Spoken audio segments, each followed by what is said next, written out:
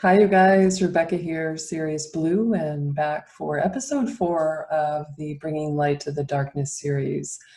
I'm excited to be here today because I know the last episode was kind of heavy and might have triggered some people. And today we're going into light, so I'm no triggers here, not too dark at all, so stick around. Yeah, I want to give some context to my understanding of my journey and my experiences as it relates to the broader picture of what we're doing here on Earth and polarity. So, and kind of some fun stuff today. So, and thank you for all of the beautiful feedback I got from the last, the third segment, which was on, MK Ultra and experiments in time, the Multech project, and so on. Thank you so much for that. That was it. It was kind of tough. I think that's why I'm kind of swinging out this way. We need a little more light, especially because there's so much, the world is so full of confusion and chaos, and in some ways, we've got quite a bit of, I would say, manufactured darkness running around right now. So we need the light today. I sure do. I sure do. And I was also on did a radio interview this weekend, which was really good for me. I mean, the whole point, if you listen to my first video, was me coming out of the shadows in which I've been living, kind of a hidden life with this material, like for a very long time. And so the more I speak, the more we speak our truth, the more we say what's true for us, the more we reveal, the more we become vulnerable, the more light we gather, and that transmits into the world. That really emanates throughout the realms. So I will continue with this series for sure. If you haven't watched, you can watch the episode 1, which will give you background context, and particularly episode 2, talking about that, going back into one of the things I mentioned there today. So, yeah, beautiful. Just pausing here to feel that light from that galactic mothership, which I spoke about again, episode 2. You can go back and watch that. But I had mentioned that during my nighttime abductions, particularly the night abductions, I was, by the dark forces, being co-opted into involuntary service for secret programs. While I was being taken into service in that way, I was also being picked up, let's say, by a very light group of extraterrestrial beings. And they were helping me survive what I went through. They were helping preserve, I would say, the deepest essence of my soul, my spirit. I don't know what exactly we want to call it, but that part of us that is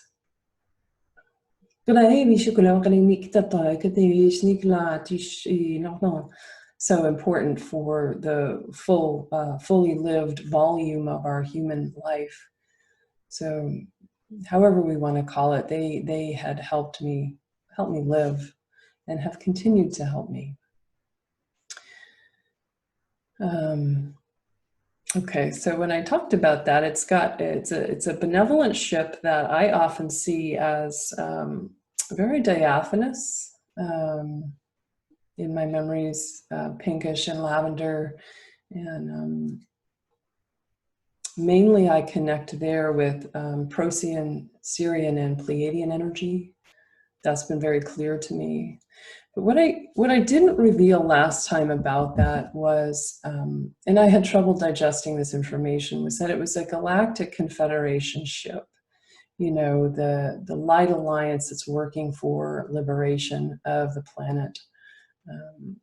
And I think I resisted that because I thought I wasn't a special kid. I'm not a special person. I'm not a special adult or whatever. It was like kind of big information for me. Like, my mission's not that big. I'm just here, toiling along in third density like everybody else. But it gave me some pause there to, again, understand the context of the journey. So just really beautiful energy with that mothership. Very, very beautiful. And I can remember being kind of, it's like levitating almost in my little child self, etheric self up into the ship. Again, at the same time, I was being taken off sideways, if you like, through time for off-world service. So how beautiful and how lucky am I? So it's funny how we can be so reluctant to receive the goodness of our life and our experience and the light that's coming for us, and the light that has been with us. There's a lot to unpack here with this ship, and what I would say is that it's not like a clunky hulk of metal like we would think of a craft, if it was made here in third density on Earth, but again, a diaphanous living light field that is pulsating like I feel like it's a living being. And on the ship, there seems to be so much like there's live elements, like forested almost and ferny, and it's not how you think the inside of a craft would be. So lovely just to feel the vibration of that energy wafting in. Yeah. I look at my notes there. I get just feeling the space, losing my place in linear a little bit. Oh, it's because there's so many stories attached to this ship and your long history with them. Okay, I didn't know I was going to be doing a lot of channeling today, so we'll see how that goes. And it's probably why, my relationship with the ship is being as a child up there with, a variety of other beings is probably why, the galactic languages for me I have so many different ones that come through, or the ability to stick my antenna up and gather in those languages to come through me. Really fascinating. And interestingly, I've spoken about my small child selves, the inner child selves that I work with, and I see them as individuated beings with their own embodiment and their own, little outfit or whatever it is. Like I would see a guide, And my 4-year-old, I just call her little one, and she had always told me about the times when we would go out to Starseed school at night. And I kind of thought, sweetie, is that a screen memory? We were going out to be abducted, but where we would learn on the ship and we were being taught things here, like in human form, my little Rebecca was going and learning these things. But when this information came in about the mothership and particularly the Galactic Confederation sort of aspect of that, it made so much sense. It was actually quite a relief to learn that. Like, oh yeah, she was spot on, because the kids don't lie. They can tell you the truth. It was my adult self that had to make a little journey to catch up with that. So, and I often, for years I have been supplicating, intuitively brought this in to supplicate in my morning connections with the light realms, which I do a lot of that every day, and in the evening too, connecting with my indigenous parents. I spoke of them last time from a previous lifetime. And I also have been guided to connect with the mothership. Please connect me to the mothership and Sirius. Always super connected to Sirius, hence the YouTube channel name. And it made it so clear, well, why was I asking to connect to the mothership? And I have experienced it for quite a while it was given to me as like a plasma orb around me, again, like a fractal of that mothership, pulsing, alive, living plasma that responds to my needs and also helps protect me. The Sirians gave it to me as they called it a plasma orb incubator, source code generator, and Earth Star liberator, which is interesting. And sometimes it feels, when I connect with it, like I'm in a little teardrop shaped terrarium there's all these things kind of very lush, very lush. It's interesting, the living quality of it made manifest in that form. So it's kind of the underlayer in which I'm walking through the world every day. I have, I could be doing something in 3D and still have a sensation of that. Very beautiful. And then that is connected through a light tether up into the larger mothership, wherever we might conceive that to be. So it's just really beautiful. It's so nice to share these lighter aspects of my world, because I do relate with so many benevolent beings and have so many guides that I work with that have done nothing but help me. So, I would be remiss in not sharing that, I wasn't just harmed by dark beings. I've been so helped by light beings, and in my galactic self participating in, I guess, something larger. I get that now. So, wow. Wow. Yeah. Let's see. Yeah, okay. I do have, it's a little dark, but it's not graphic, and it's not like the other things. Oh,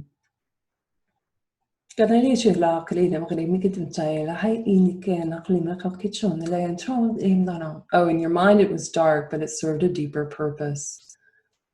Yeah. So again, I was being taken out by the dark forces to go into the secret space program. Sent to the moon, sent to Mars, sent to Planet X, all long, years of training to get to that point out in Planet X, which was the end of my service time. And I will speak, the next video is going to be talking about more of the off-world service details. I was experiencing the dark agenda there on the one hand, and the light agenda at the same time simultaneously. So if I was the longest time on Mars, let's just take that for an example, and I was taken out at night to underground facility and then transported, I want to say almost like a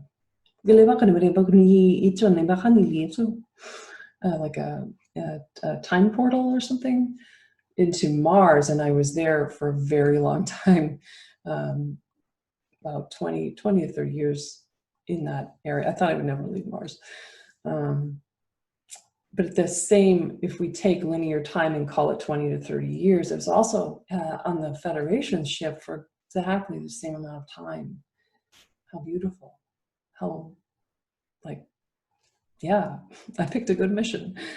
There's more to that, but very grateful for that. And the part that's hard for me is right here, and it broke my heart, is that I was serving as a double agent. When I was on the ship, as both my child self was experiencing the mothership with these beautiful beings who were helping me so much. My galactic self was also then activated as a fully mature, individuated being at the same time on that ship. So relating in both ways to whatever was going on in the ship. But during that time, I was wired in through an implant.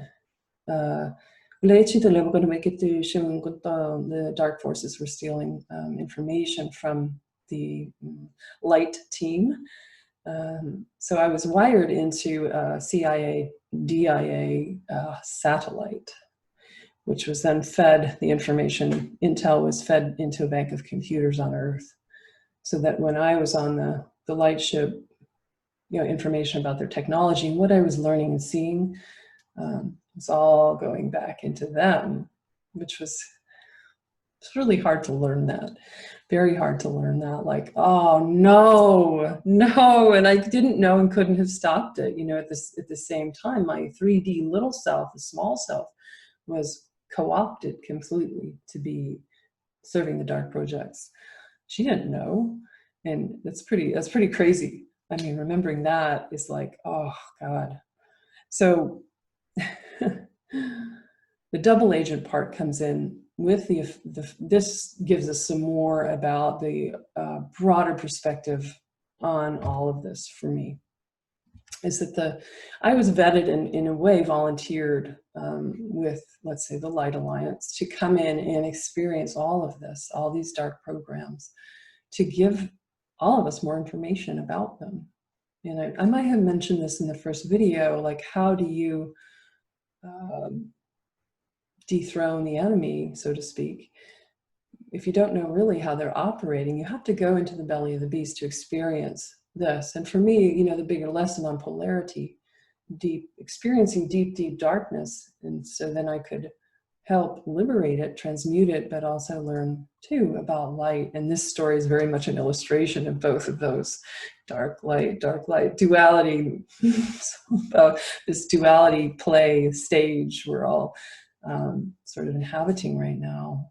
So they were gathering the light forces, the Pleiadians, Sirians, and Procyon beings were able to see what I was experiencing through me, through my experience as a child. They could then, oh, wow, so this is how this operates. This is how they're, you know, the Dark Lords are doing whatever XYZ with their technology or their cloning or their hybridization projects, or this is, you know, they want to create a slave race of, you know, perfect humans. They could read that. And in part, you know, you'd say, well, they could probably read parts of that on their own. They're very high level beings. They didn't need me. It gave them a lot of nuanced information. So yeah, pretty interesting when I like learned this aspect of my story, and it made so much sense. Like the pieces really started to come together. Boy, and it explains so many, my involvement in so many different projects, you know, like again, the Montauk, awful Montauk experiments in time and torture, really, and then off-world, boom, boom, boom, and into becoming a psychic soldier and a cyborg and a clone. I get it. I was giving them so much information. We were learning, let's say that. I was learning, and the other ETs were learning. So, wow. Yeah, it's a lot, isn't it? It's interesting. I find it really fascinating. The other thing is they're very, at least this group was very, at the time, this would have been in linear terms back in the 1970s, very interested in what was going on with the intergalactic slave trade, which was where I was located at the facility on the backside of the moon. It was a huge, it was a research lab, enormous, but it was also a depot, yeah, for slave trade, not just with human experimental beings and humans, but a lot of different hybridized extraterrestrials and clones and all kinds of things that they were doing in that moon facility where I was working as a psychic operative or a telepath, let's say. Yeah, the Galactic Confederation was very, very interested in the intel on that and how they could stop it, because it violates a lot of different, let's say if there's overarching galactic agreements, it's in violation of that. And the Draco were pretty heavy, big players in that, on that base, on the moon, I mean. So that, and once I learned that information too, like, wow, they're big on like, hey, how can we transmute this? It's really dark. I was like, no wonder I volunteered. This is pretty great work. This is like, okay, not to make too light of it, because it's obviously done like pretty awful things to my life. It depends what perspective we're coming in at it. You know, from a small perspective, yeah, it wouldn't be worth it. But from the larger perspective, and from the, of course, my galactic self going, oh yeah, I totally get it. Boy, what a journey though. And starseeds do that. They come into these like families that are really messed up and dark and difficult, and you know, to have all these dark experiences. But it's one way we have of transmuting light. We come in to experience it, but also to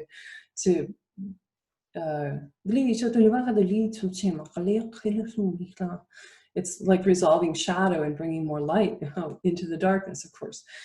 So if you're a starseed and you've got a lot of, you know, heavy baggage with your natal family, or just struggled a lot in this realm, you know, we do that. We come in for that. but we also have the resources and the skills we need to vanquish those things. We have what we need to overcome, if you like. Yeah, and we have help. I mean, look at this. Maybe the big picture of why I'm telling you about all this help is like, I'm not special. You guys have help too. You have help too.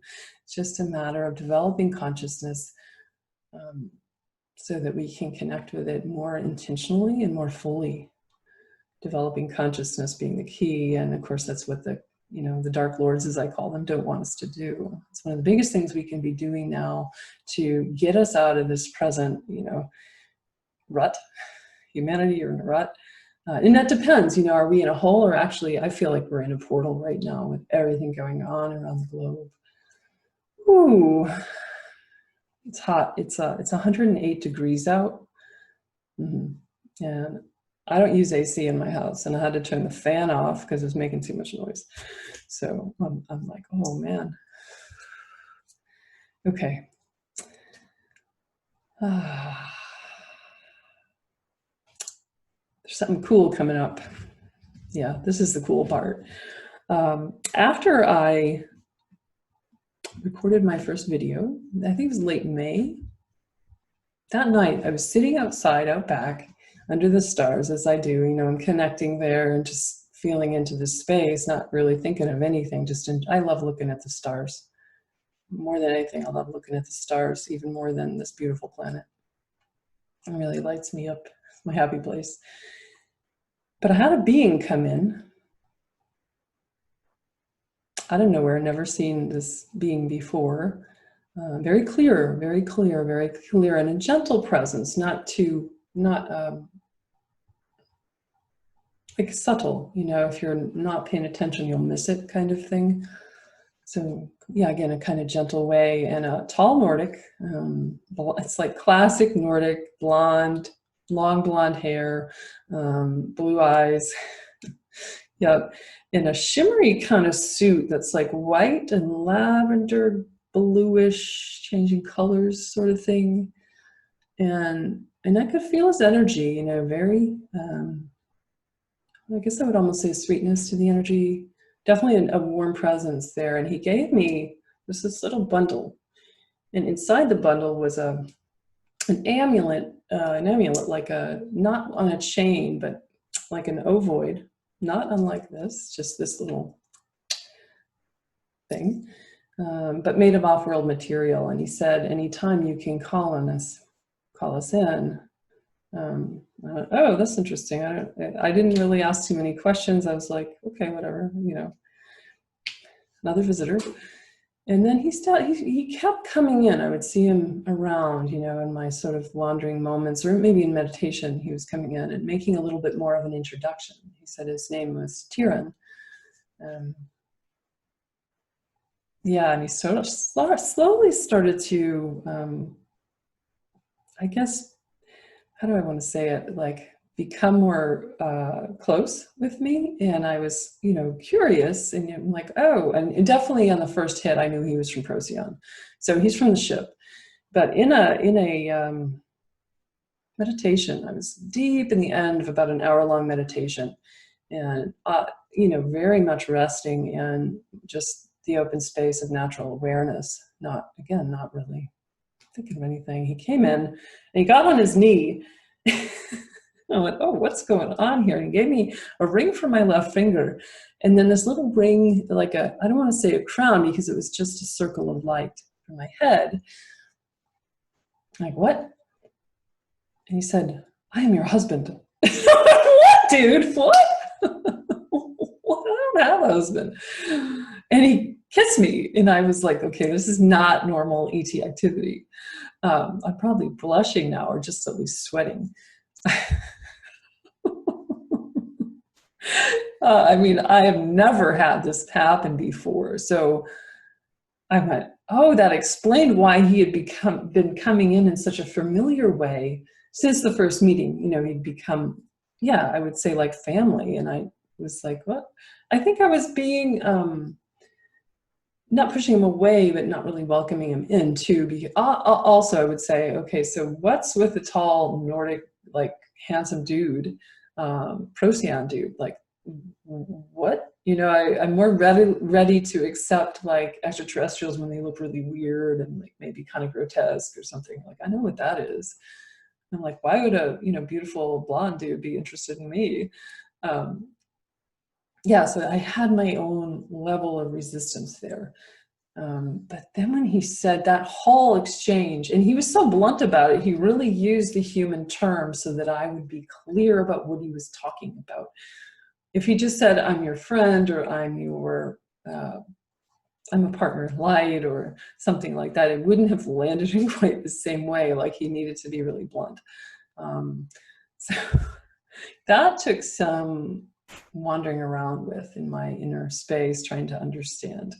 But then so much more became clear too. I've got this relationship going on the mothership, this craft, and like, oh, like I felt like I had to go back to kindergarten and start learning things all over. I never thought of this, never had, you know, contact with him.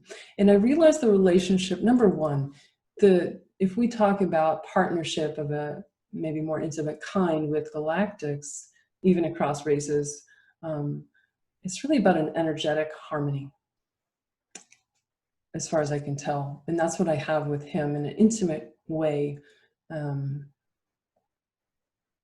Transcends a lot of what we got here in, you know, our human realm, as far as deeper intimacy and relationship, or romantic, if you like, you know, relationship. Very high level sort of frequency there. And it's helping heal me, you know, because I've had my own, given everything I've been through, my own struggles with intimacy, struggles in relationship, not trusting people, and mostly staying alone. So it's been a journey getting to know him again. And I realized that the relationship there is predicated on my consciousness. So when I was a kid going up to the light ship, I knew my galactic self, grown woman self as a galactic, was there. I understood everything. So that relationship with Tyrion was alive. During, for example, my 20 or 30 year stint on Mars, I had all that time with him and with, I guess I would call it light family. But then I went through my 20s and 30s, let's say, asleep, somnambulant in waking adult life, not awakened. And so that relationship was basically in stasis.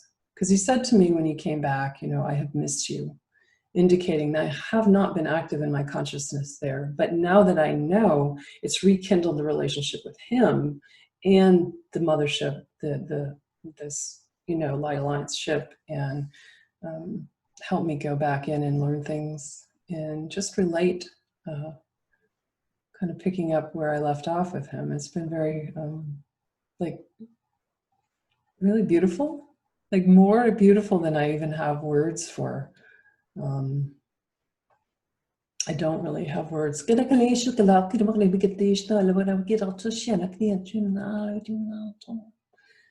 share this as a template of light for humanity to base, to base their relationships upon.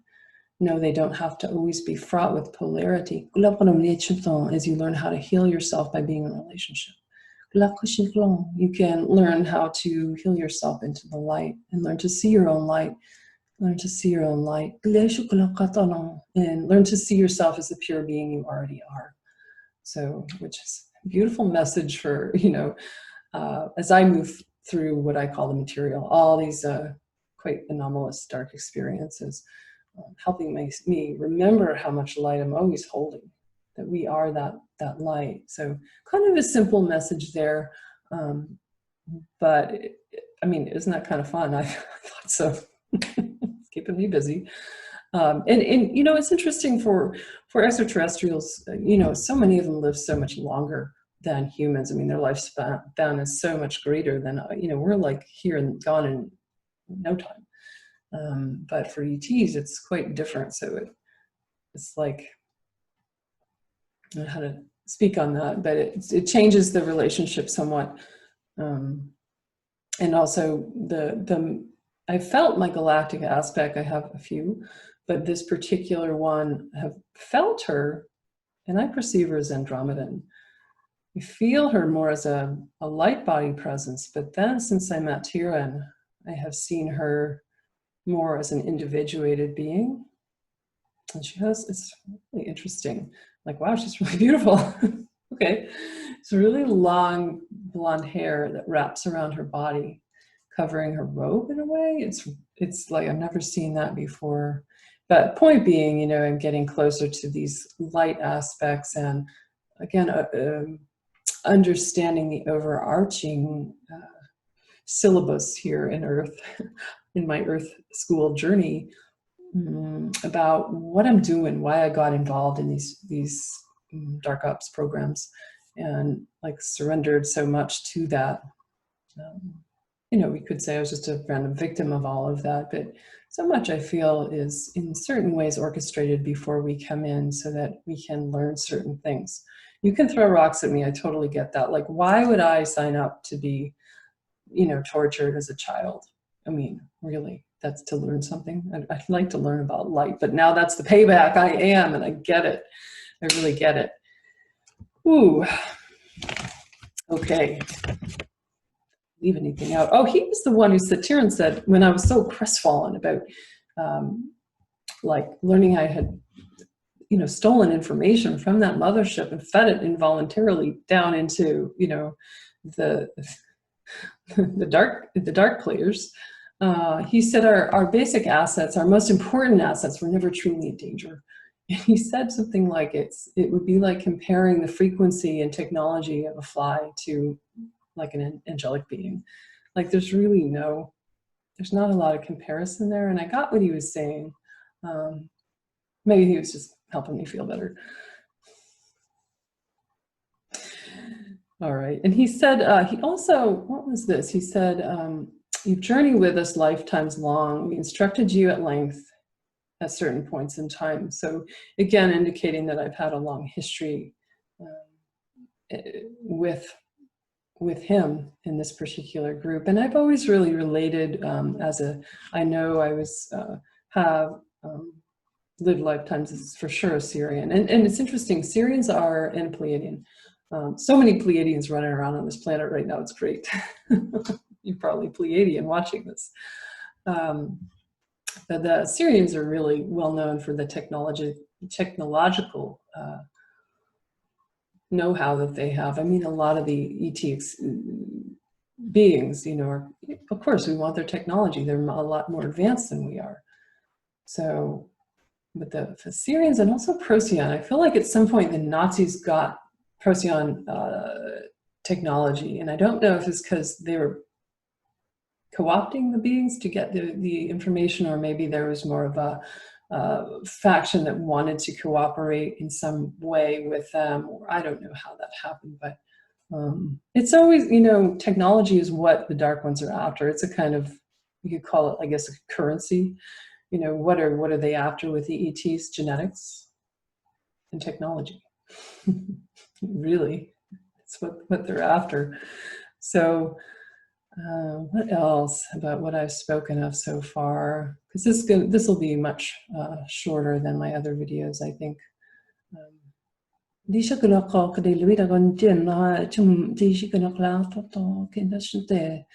Oh, like a shorter message, but with very much light inside of it that is big and long. All right. Yeah, I'm not done. Wish you guys were here to ask me questions. Because I see this stuff on a daily basis. I don't consider myself very moored in linear 3D. So it can be hard. Like I'm walking through a multidimensional world from the time I get up till the time I get up again, you know, all the time. That's my reality. And I forget that not everybody has that. And also I can see everything I'm talking about. And then I think, well, you can see that too. So no. So maybe I've left out important details. I just want to say that ship is so beyond. It's like out of this world, for sure it is. It's so, compared to like dark ships, like there's like a Draco mothership out at the Planet X, my service there, very much a pawn of the Draco Empire. I mean, it's kind of it's a high level technology, don't get me wrong, but it doesn't have the light. And I used to dream about this mothership. Like I'd be lying on my back on the grass and looking up at this ship, and I never wanted to wake up from the dream. It was so like, it was just love, just love. I never wanted to, you know, I'd be bummed when I would wake up. So, okay, one more thing here. And again, we're talking about polarity, the overarching play of dark and light, shadow and brilliance, expansiveness and contraction. So all the duality we're moving through right now in our perceived reality. And with the net result of giving me and you context about the journey that I'm unpacking with this video series. I'm going to talk briefly on archonic energy of, you know, some people talk about archon beings. Yeah, and I'll back up and relate to you personally this, like how is this anchored in my story? My mother, indigenous father, they're from the Crow tribe. I'd met my past life called Borana back in 2015 or 16. And these are her parents that came in 2018, and they've been with me daily ever since, you know, 2 years, never abandoning me. And I talk to them first thing in the morning. It's pretty awesome. Mother, I just call her Mother. She, over some period of days, went journeying for me to retrieve parts of me that were lost, missing, co-opted, however you'd like to put it, in these, as a result of these projects. And it was like day after day, you know, she's usually right there on my left side.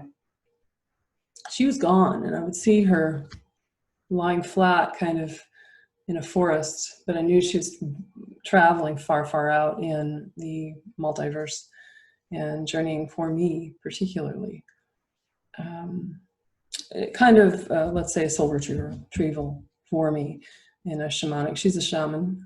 You don't always see that aspect of her. I'd never seen her so powerful and like battling these archonic forces out at the edge of the solar system.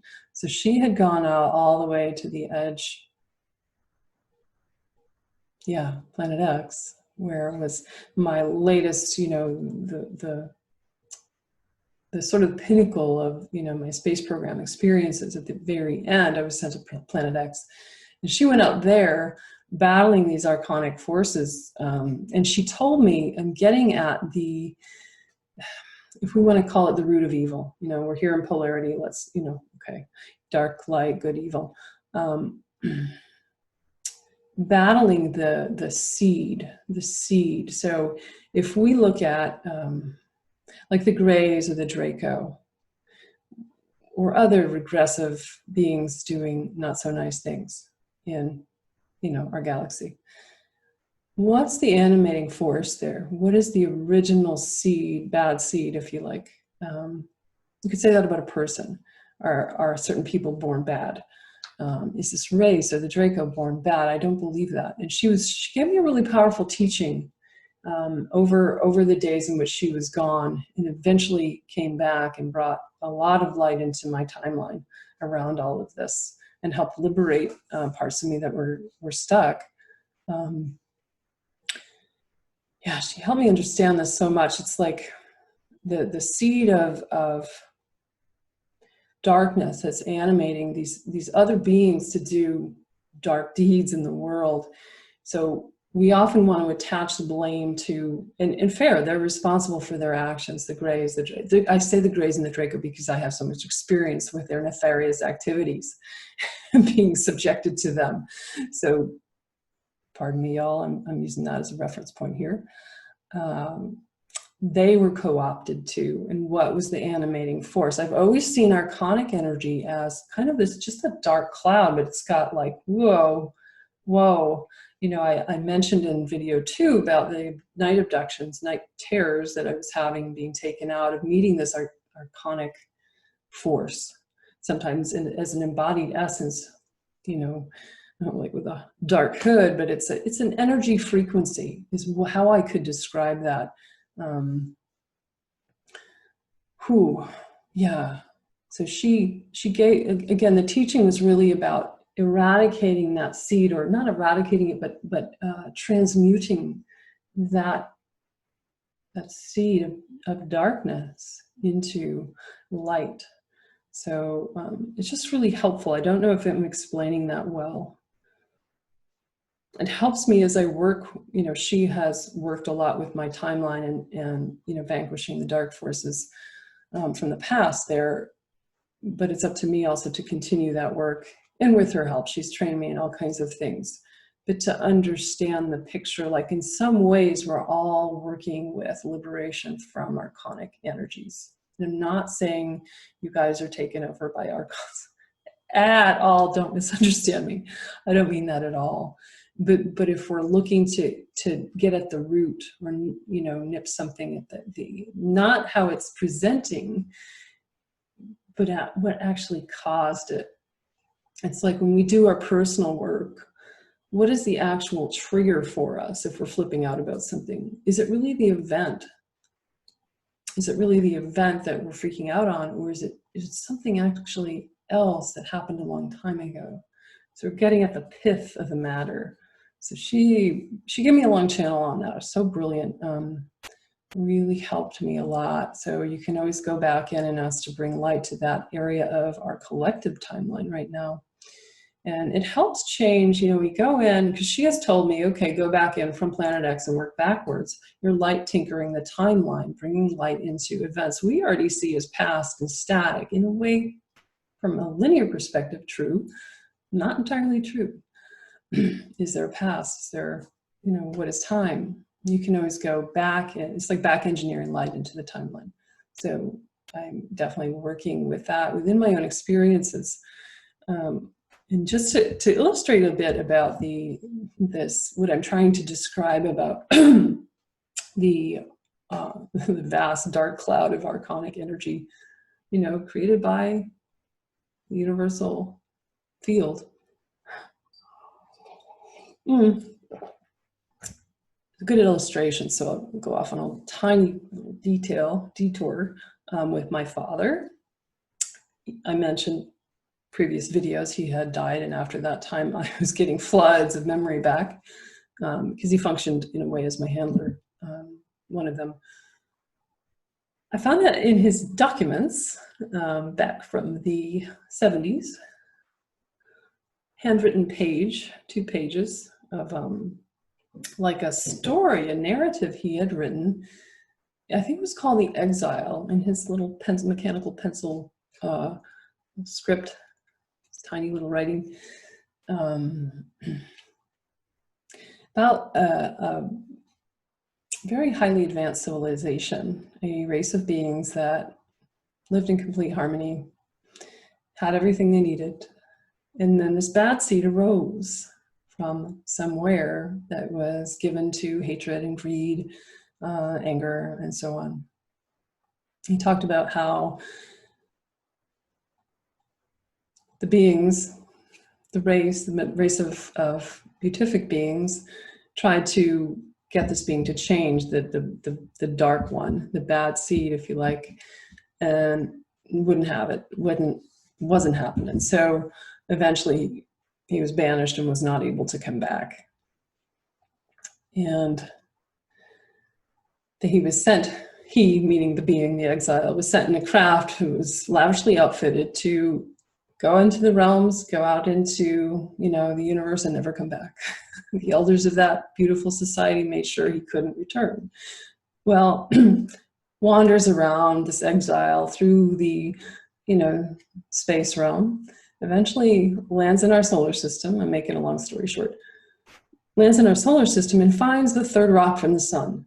And what is his one desire? To control the human race.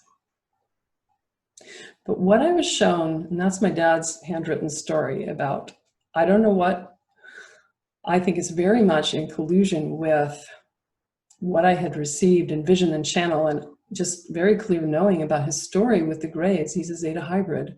And I was shown this dark cloud of energy coming into Zeta Reticuli way in beginningless time, this archonic energy field that came in and disrupted the benevolent aspect of that race to start something new. And so in essence, you know, Dad's race of what became Rigelian, Rigel, Greys, you know, they were ousted from Zeta, or, you know, they left. It wasn't right for them anymore. They had to leave, and they came into our solar system. Anyway, it just the story of that Dad had written, you know, was so in alignment with what I'd seen about his past with the Greys and the story of his genetic lineage. So I went, oh my God, did he know this? Was that what he was trying to express? In any case, just that vignette about the archonic forces being the disrupting factor in Zeta Reticuli gave me pause, and again, it helped me understand the bigger picture of why maybe certain humans or certain races become more co-opted, but that we can always go back into light. We are learning about that here and how to do that. So, and as we do that, you know, light tinkering our personal timelines and bringing more light into what we would call the past, we can do that with our intent and with our sovereign consciousness, like an energy clearing for what you've been through. We actually bring more light to the planet. It's kind of what we're doing here.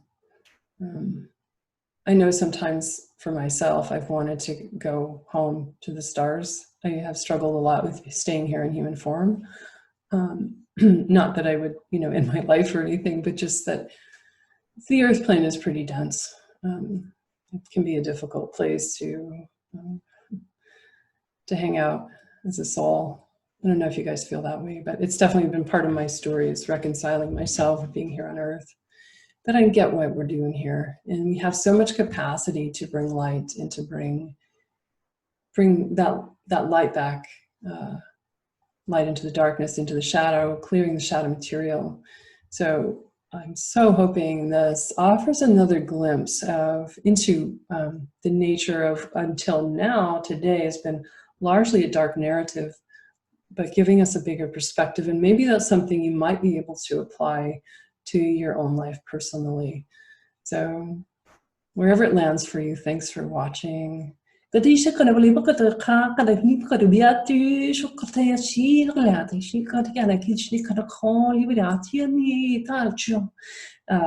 joining with us into the light today. May you find your galactic husband or wife when the time is right. And don't be so sure you too aren't working on a galactic light ship at night. Okay. Thanks, you guys, for watching. I would so love to hear your comments and yeah, share the video, and thanks for tuning in. Rebecca here, Sirius Blue.